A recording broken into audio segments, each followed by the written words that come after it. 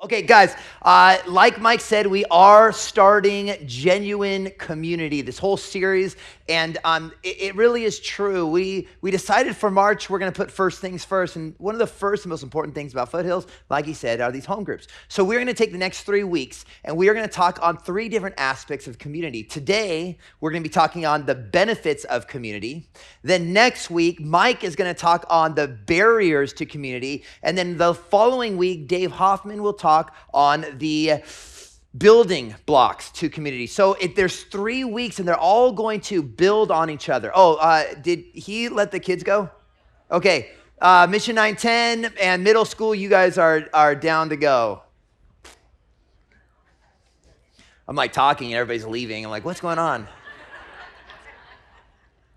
So 3 weeks. So basically, here's where we're at. Today, we're going to talk about the good things about community. Next week, the issues with community. And then the following week, how to build community. So I want to encourage you guys, commit for the next 3 weeks. Try to make it here because each message builds off of each other. It's going to be a good time. So today, we're talking about the benefits to community. And I've learned a tool. When I want to study and research something, I've learned a tool of how to get a deeper understanding of something like community. It's to understand the opposite. When we understand the opposite of something, then we get a deeper understanding of the thing that we are studying in the moment. What's the opposite of community? Loneliness, right?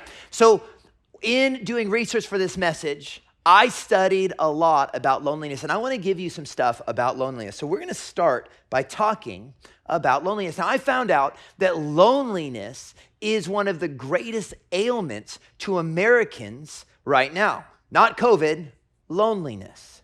Loneliness is. In fact, a UCLA study showed that loneliness in and of itself, not accompanied with other things, loneliness in and of itself can bring upon sickness, the hardening of your arteries, suicide, paranoia, cognitive decline. Elbow your spouse and say, "Are you lonely?" Anxiety, fear, stress, addiction, a lot of other things. While studying loneliness, they did a study on fruit flies. We're not fruit flies. I'm not comparing us to fruit flies, but they did a study on fruit flies. And the study, they took all of the fruit flies right here and they isolated one. They're like, and grabbed it and moved it over here. And then they watched them. And they did the study multiple times and they watched that the isolated fruit fly, its health plummeted and it always died faster than the fruit flies that were in community. Loneliness is a real ailment. It's the number one factor in depression. 53% of people say they are lonely. They are depressed because they are lonely. Harvard study says that loneliness affects your health like smoking 15 cigarettes a day. It can take 8 years off your life. It can increase your chance of coronary heart disease by 30%, increase chance of dementia by up to 64%. The University of Chicago did a study on loneliness, and they found that loneliness is twice as bad for old people as obesity, and almost as great a cause of death as poverty. Loneliness is a great ailment. To put it plain and simply, God never made us to be alone. Amen? God has never made us to live life outside of a community of believers. It was always his plan. It was always his purpose. Think about the very beginning, right? God created everything. He created man. And right before he took a nap, he did something else. I saw a shirt. It said, "God takes naps. Be like God." What did he do? He said something. He said, "It is not good for man to be" what? Alone. So he made Eve. God cares very much about community. In fact, at the very beginning of creation, he put into community. And we're going to look at right now and through the next 3 weeks, we're going to look at the beginning of the church, the beginning of the ecclesia, the gathering, the assembly. We're going to look at what did God do in the very beginning. And we're going to jump into Acts 2. But before we jump into Acts 2, let me remind you of where we're picking the story up. This is right after the Holy Spirit, Jesus had died, the Holy Spirit was given, tongues of fire on people. Peter gets up and he preaches that message, you guys remember, and 3,000 people are saved. Now what? Now what did they do? We're going to pick it up right here at verse 42, and I want you to read this with both your mind and your heart. Read it and understand it, but also get the feeling of how they were feeling and what they were doing at the time deep inside. Acts 2, verse 42 says, they were continually devoting themselves to the apostles' teachings and to fellowship and to the breaking of bread and to prayer.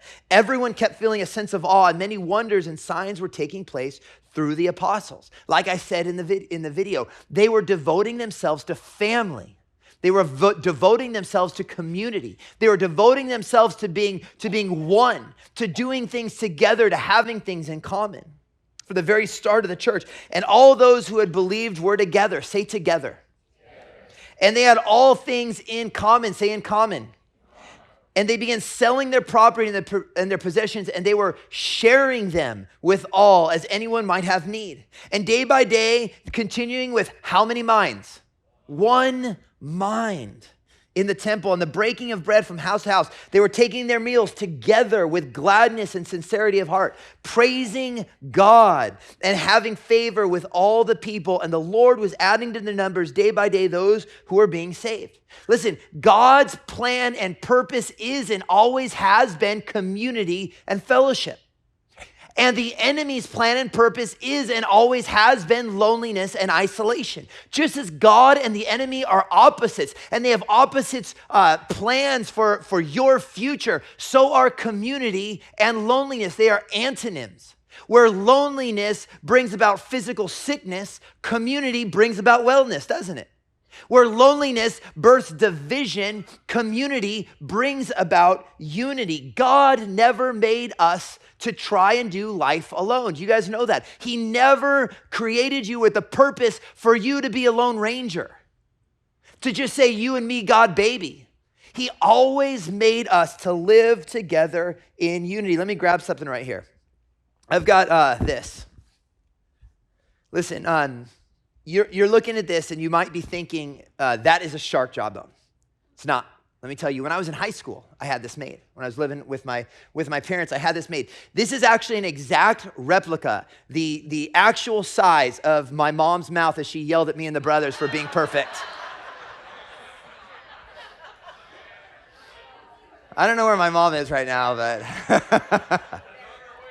I remember her teeth being a little bigger, but whatever, okay?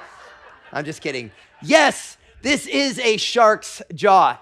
And I got it off of Jim Dealing's office wall. This is not the only shark jaw that Jim Dealing has on his wall. He does a lot of counseling in his office, and he just wants to scare everybody before they get in there. It helps us.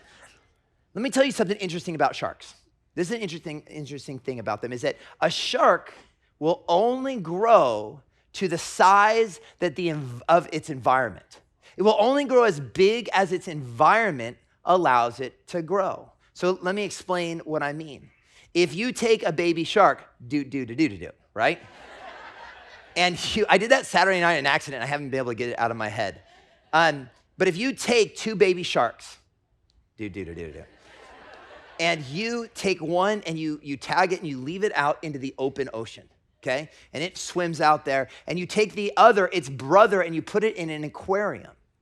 What you'll see in 5 years is that you'll go out and you'll bring in the shark that you tagged that was out in this huge open ocean, and it will be big, and it'll be ferocious, and it will be living up to its full potential. It will be the scare of the sea. It will be the worry of San Diego tourists, right?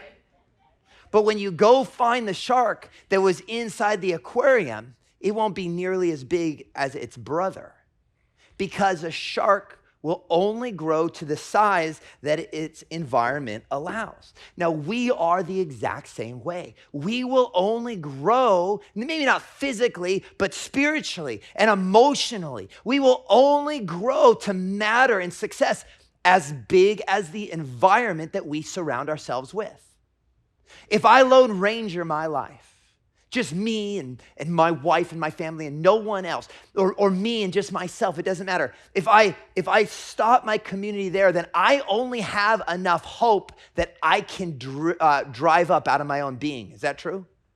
I only have enough encouragement that I can encourage myself with. I only have enough strength that I physically possess. I only have enough drive as I can drive. But like a shark, if we enlarge our environment, we become part of a community. Now, listen, I'm not talking about part of a crowd, right? See, a crowd is different. A crowd, you can be in a crowd and feel even lonelier. Is that true? I'm not talking about being part of a crowd. I'm talking about being part of a community of people who love you and know you and help you. When you open up your environment like that, then it's not about the hope that I can drive up. It's about the hope that the people in my community can feed me, right? It's not about how I can encourage myself. It's about how my community can encourage me. It's about when the storms come and I'm falling, that they're picking me up. It's no longer about my strength. It's about our strength together. Do you understand? We're only going to grow as big as our environment allows us to. We are all better when we're together. That sounds like a country song. We're all better when we're together. Why? Because that is how God made it to be. Think about flies, regular flies. You ever seen one fly in your house? Never. I've never had one fly. My house goes like this: 0 flies, 0 flies, 0 flies, 1 billion flies. I don't know if you guys, my kids feed the flies, obviously, so that's part of my problem. But why is it like that? With flies, there's none, life's good, all is wonderful. Quick, Heather, burn down our house. There's too many flies, right? You want to know the thing about flies that makes them so problematic? Because if we had one fly, we wouldn't care. You want to know what makes them so problematic? Flies are good at community, aren't they? You never see them without each other. I think that is the entire message. We need to be good at community. I want to talk about 4 benefits to community. We're going to find all 4 benefits in one passage, Mark 2. We're going to read 1 through 5, the story of the paralytic man, and we're going to see 4 benefits. There's more than just these 4, but these are the 4 that we're going to look at today. Mark 2, 1 through 5 says this. It says, when he, Jesus, had come back to Capernaum several days afterwards, it was heard that he was at home, and many were gathered together. So there was no longer room, not even near the door, and he was speaking the word to them. And they came bringing him a paralytic man carried by 4 men, being unable to get to him because of the crowd. Say, because of the crowd. It's an important part of this story. They couldn't get to Jesus. Why? Because of the crowd. They removed the roof above him, went up to the roof, and when they had dug an opening, they let down the pallet on which the paralytic man was lying. And Jesus, seeing their faith, said to the paralytic, son, your sins are forgiven. And later on, and just moments later, he says, so pick up your pallet and walk, and the man was healed. I was just reminded, this is not in any of my other services, but I was just reminded, opening up the roof. I had a home group at my house one time, and this is me getting off my notes right now. And this guy named Jared was praying with us to start, and he says, Lord, we pray that you would, this is in my house, we pray that you would literally blow the roof off of this house. And I'm like, no, Lord, figuratively. We prayed figuratively do that. Jesus' roof literally got blown off, pulled off. Okay, now back onto my notes, sorry. Okay, so the first benefit of community that I want to talk about in this story is this, that community means that we are no longer alone. Listen, if loneliness is the great ailment, then community is the great medication. And I want to talk to you real quick. If you're in here and you're alone, in fact, actually, let me tell you a story of what happened last service. There's a lady, and she was never been to our church before. She was driving to Home Depot. Someone just told me a story. They got to pray with him, Joanne Denniston. She was going to Home Depot for some stuff, and she just felt the loneliness around her. And she just needed to be with where there was other people. So she randomly drove to this church, sat in this seat, And I talked about loneliness and community this whole time. She was just bawling before the Lord. Listen, God cares so much about those that are lonely because you don't need to be lonely. He didn't create you to be that way. He created you to live in fellowship and community with other believers. This Sunday may be your day. This Sunday, you're gonna have a chance to do two things. Number one, to come up here and pray and tell God that you don't wanna be lonely anymore, and you're gonna take the steps to find community here. And like Mike said earlier, every single one of us is gonna have the chance to go out those doors today. I'm not gonna tell you how long from right now, because I can't do the math. Upstage. To go out of those doors and find community. You know, you're sitting in here, you might just be part of the crowd, but you are gonna have a chance to go out those doors, find a home group, and commit to going to it. Community means that you are no longer alone. We need to start giving up the community for the crowd. See, it's the most natural thing to do. It's natural to feel like the more people I'm around, the less lonely I feel. But isn't it work the exact opposite? Sometimes the more people you're around, the more lonely you can feel because we've given up quality for quantity. But community and loneliness have nothing to do with quantity. They have everything to do with quality. We have misunderstood loneliness. Being known, just being known, does not take you out of loneliness. Being loved takes you out of loneliness. You know that? When you get involved with people who love you and you love them back, that is what takes you out. I want to tell you a story about a family I met. And I want to use this story, this was years ago, because I love what the man said. This was the Olsen family, Matt and Joy Olsen. A number of years ago, I met them outside in this courtyard. And I went up to them and I introduced myself to them. Hey, my name's Neil. Are you guys new here? I haven't really seen you guys before. And they said what I'm always dreading people are going to say. We've been here for 3 years. And I'm like, I'm a jerk, sorry, right? And he says, this is what Matt says. Matt says, no, it's all right. Don't worry about it. We've kind of been hiding in the shadows. I'm like, oh, you're ninjas. That's not what he meant. What did he mean? He meant we've been here for 3 years, but we haven't gotten involved. We haven't connected with people. We haven't met people. We haven't talked. We haven't stepped forward. We haven't gotten part of a home group. What he said is we've been coming to Foothills, but we've never became Foothills. You guys understand that? It's a difference, isn't there? We've never jumped in. We've never volunteered for anything. We've kind of done the whole come late, leave early thing.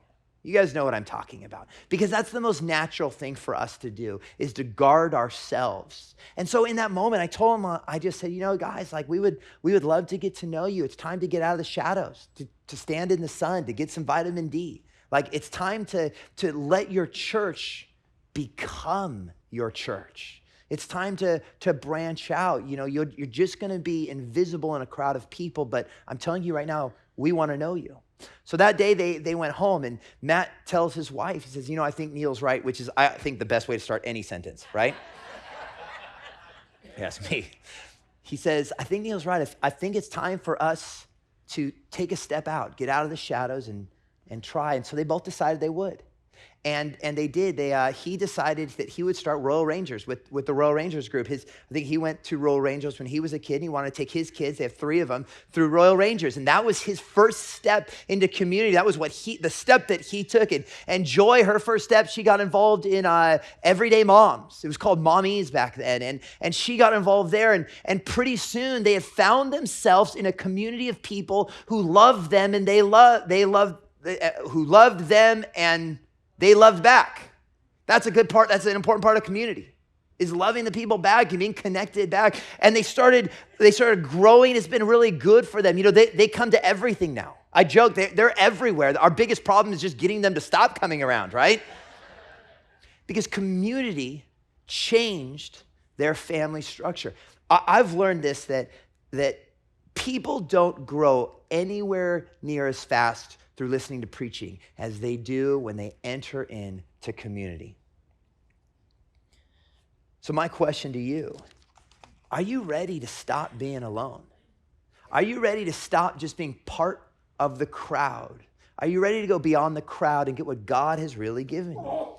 The next one that I want to talk about, the next benefit to community that we find inside the story is that community means nothing is too big.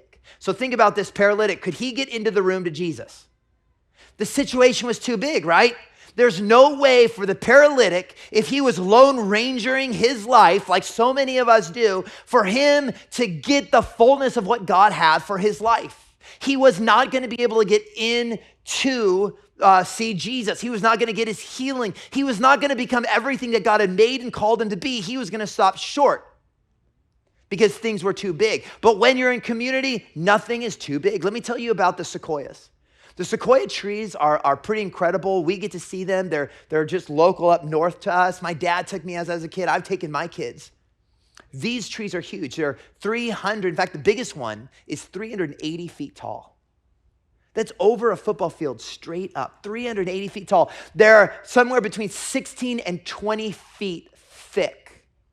These trees are huge and they're old. They're 3,000 years old. These trees were at the birth of Willie Nelson, okay?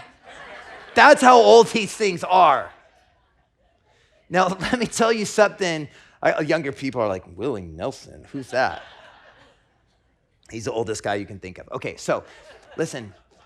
What happens is a lot of times what trees do, and trees are big and old like this, they usually have these really deep root systems because deep roots help them live through droughts and also, and even more importantly, deep roots help trees not fall over when there's great storms.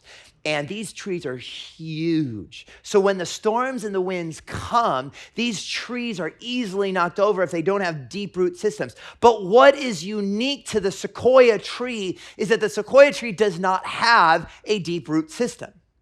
Sequoia trees have shallow root systems that just shoot out from the trees. But here's what's interesting. They shoot out to the trees and they intertwine with all the other trees' roots. You'll never see a sequoia tree big and growing where there's not a grove of them because, listen, their roots grow out and hold each other up. They hold each other from falling down. And then their branches reach out and they touch each other and they hold each other from being pushed down in the wind. No storm is too great for the sequoia trees because they have community. Listen, in our life, it's the same way. You guys know we go through storms. We go through hardships, hurt and breakup and loss are going to hit every single one of our lives and always have. But the question is not if or when the storm comes. The question is, do you have people in your life that will keep you from falling, that will help you stand, that will be there in those dark and hard times to keep you from breaking down? I'm going to tell you there's this idea that God will not allow you to go through something too big. Can I just say, I think that's baloney, okay? I think it's baloney. That is not true. And here's why. Because I've been through things that I couldn't handle, that I just wasn't. I'm going to talk about one at the end, that I was not big enough or strong enough to handle, but because I was in community, because I had other people to hold me up, I made it through it. Ecclesiastes 4. First off, the lame man would never have experienced this healing because it was too great a hurdle. But he had 4 people. He was in community with 4 people. 4 people were with him that helped bring him to his healing, that helped him get to where Jesus was. We need other people to help us to see the Jesus inside of our lives and inside of our circumstances. Ecclesiastes 4, 9-12 says this. It says, 2 are better than 1 because they have a good return on their labor. For if either of them falls, the one will lift up his companion. But woe to the one who falls where there is not another to lift him up. Furthermore, if 2 lie down together, they keep warm. But how can one be warm alone?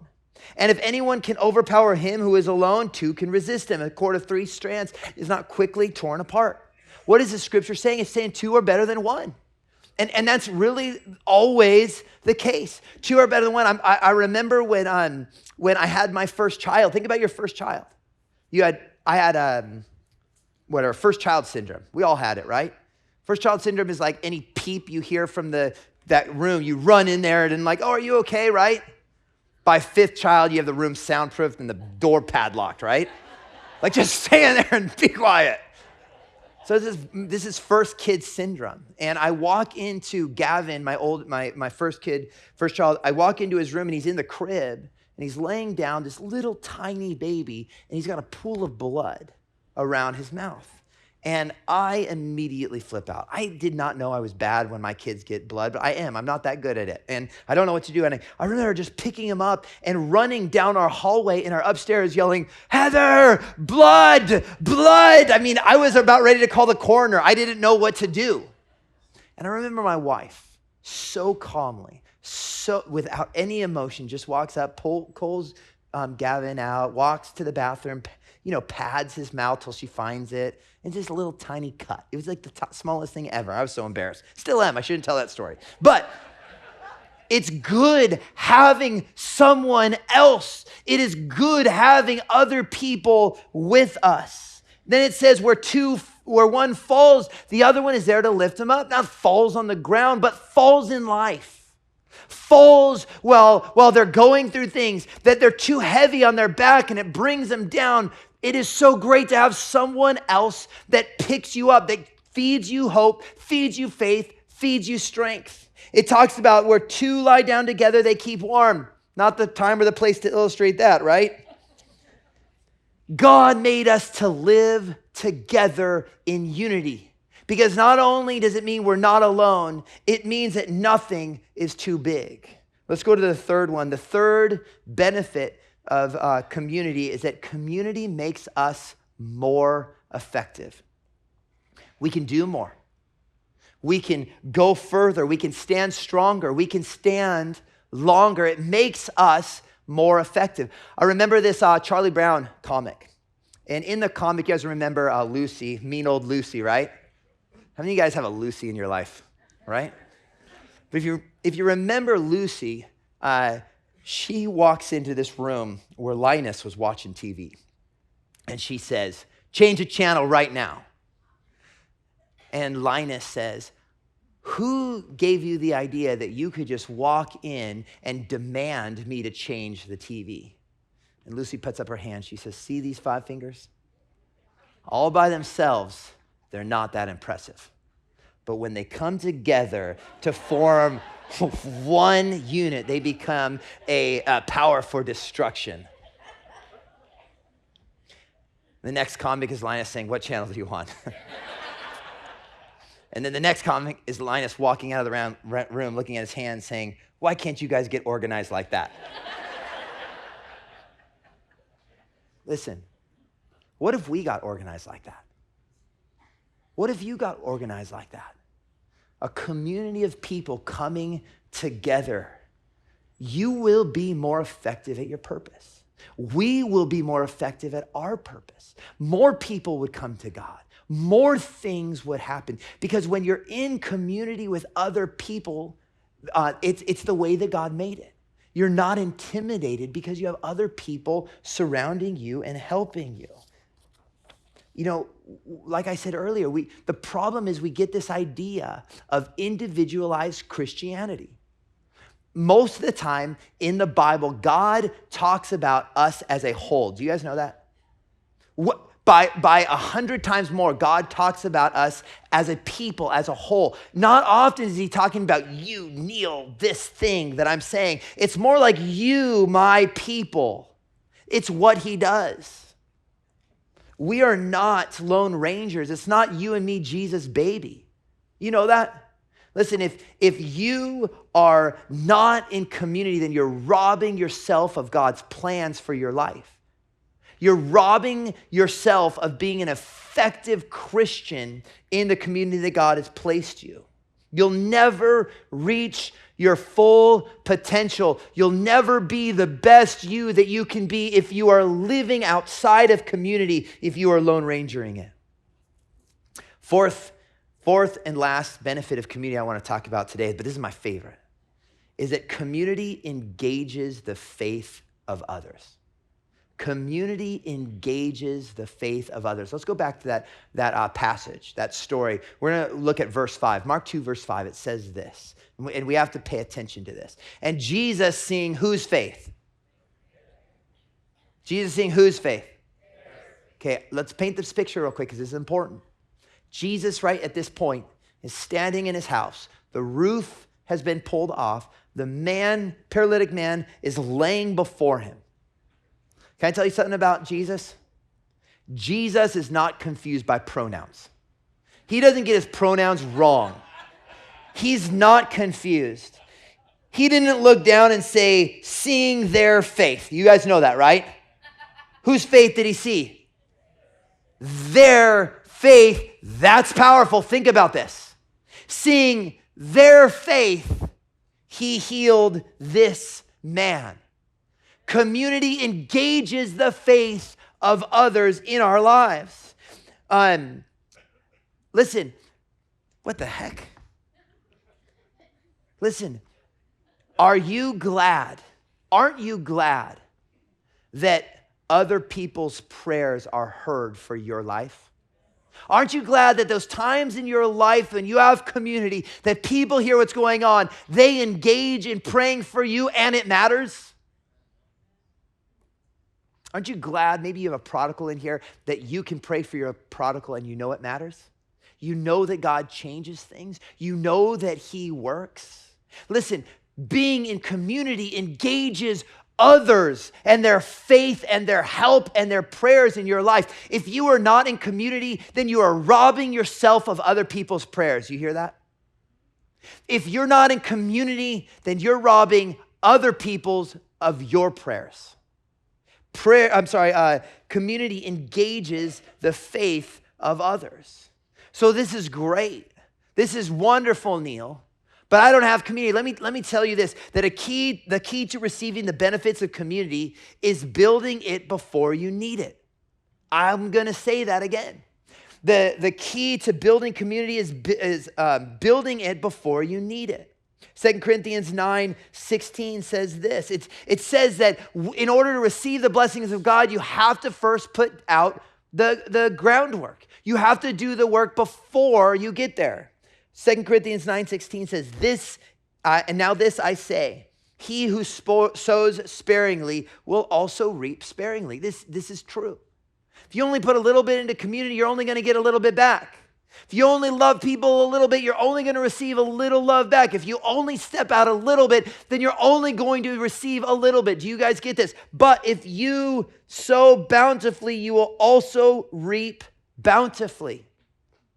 Look, putting in the work to community is hard, but the payout is huge. Here's my question. What have you sowed into community? What have you done? Have you got involved in a home group? Do you go to the men's ministry things or the women's ministry things? Have you volunteered? You don't even have to go to a group. When you volunteer at some of the things that we have at this church, you'll see community start coming around you. What have you done? Or, like Matt and Joy Olson, have you been hiding in the shadows?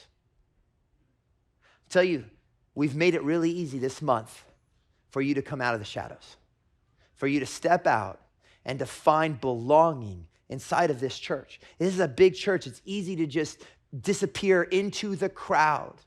That's why we work so hard at putting I think we have over 50 home groups in this church. It is so important to get involved in them because that is the way to become Foothills, not just go to Foothills. I want to tell you a story about my life. I'm going to end with this. I want to tell you about community and how it came to me and my wife and my kids. See, May 21st, 2014 was the worst day of my entire life.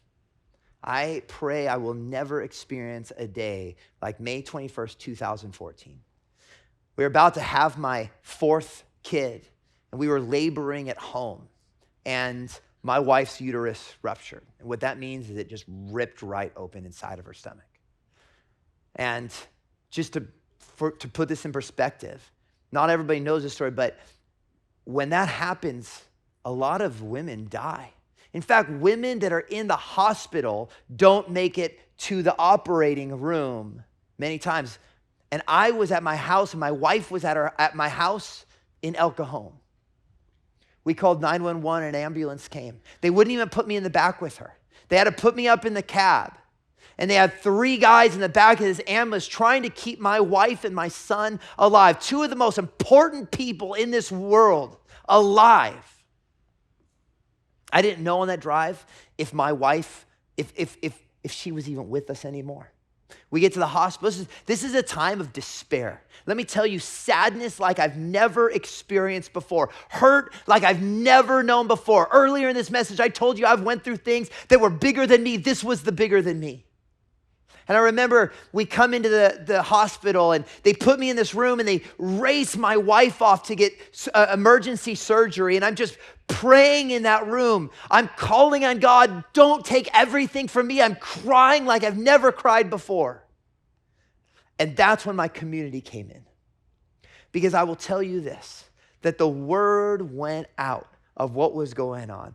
And the prayers of the people that I had been connected with, that I had been putting the time in, that I had been loving, started loving me back. It was that day. See, I'd always thought that I was going to be the guy that would help take the people in need, rip off the roof, and send them down to Jesus. But that day, my entire family found ourselves on that cot.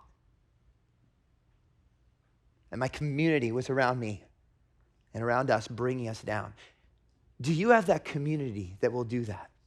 And I was sitting in that room, and despair and hurt and anguish was here, but so was God's comfort, because I wasn't alone.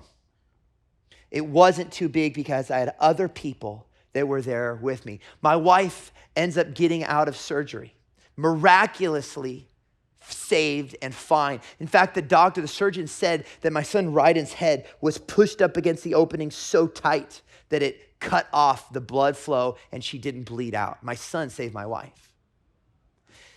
But my son did not get the same prognosis. He went 43 minutes with insufficient oxygen to his brain. When he was born, they had to resuscitate him. He was born, and they believed that he was completely brain dead. They took him immediately off to a NICU of a different hospital. When we got out, 24 hours, my wife was out. It was a miracle. We go straight to the NICU to be with my son. Let me tell you about the NICU. There's 2 different sides to the NICU. There's the side where everyone's happy, and like flowers are growing and there's joy.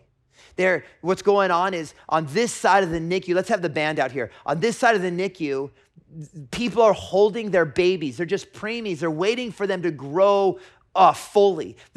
And they get to walk them around the NICU, and there's joy. On the other side of the NICU, it's not the same. It feels dark and cold, because the people on this side of the NICU, their kids are in these glass boxes. These are the bad cases. They can't feel the baby. They can't touch their baby. And their babies are basically they're not aware. They've got hundreds. They got 5, 10 machines going in their mouths and up their nose. And I remember my son, all these machines, and he was on this pad. And this pad was made to keep him in a hypothermic state, to slow down his body's need for oxygen because it wasn't there. Just think about looking at your baby. You haven't held, you haven't touched, and he's in a hypothermic state, naked on that pad with these things. It was so hard. But let me tell you, my community was there for us the whole time, constantly getting texts. We're praying for you. And I could feel the prayers. Heather could feel the prayers. We had to be in that NICU for a long time, but I'll tell you this, when we went home, many times when we got home, lots of times, there would just be groceries on my doorstep.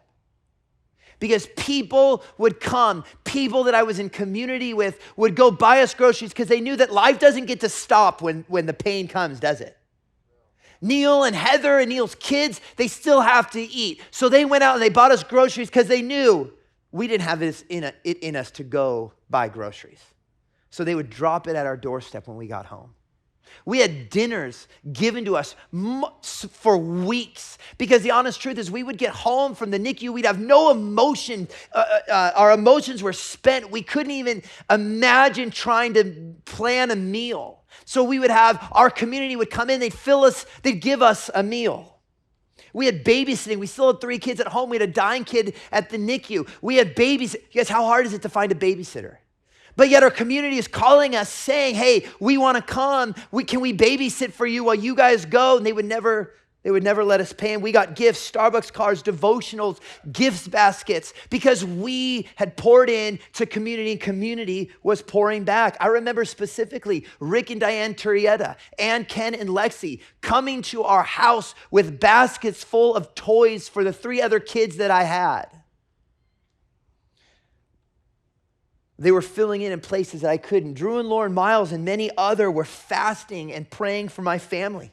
Chris Graham would come and she'd clean our house. And let me just tell you, when your life is in chaos, but you go home and your house is not in chaos, it's clean, there's comfort in that. We had a good community. Abigail Brewer and Amanda Bender made blankets for my little son Ryden once he got off the pad. Monica Hunter never stopped being a blessing. And so many others. We would get emails and texts and messages of people saying that they had visions and dreams about my son. Every time when we were done praying, we could pray no more. You ever been at a point where you just can pray no more? You can't even ask God for one more thing. We would open up our phones, put our hands on our son, and pray the texts. Look at our texts of prayers that people sent us. Listen, when you're in community, nothing is too big. Let me just tell you that right now. Can I tell you something neat about this story? We went home on hospice. And I even think about the Bennetts. The entire Bennett family has just been in this entire thing for the long suffering the whole way through. When we went home on hospice, we were told our son was going to die. May 21st, 2014. This May 21st, he's going to be 9 years old. Isn't that great? God had different plans. Let's stand up. God had different plans. Listen, that was a situation that was just too big for us. That is exactly what happens when we enter into community. It is exactly what happens when we decide to lay the groundwork out. Go out there, get involved in your home group. You will find that your home group will fill a lot of those places for you. The benefits to community don't stop with those 4. They keep going.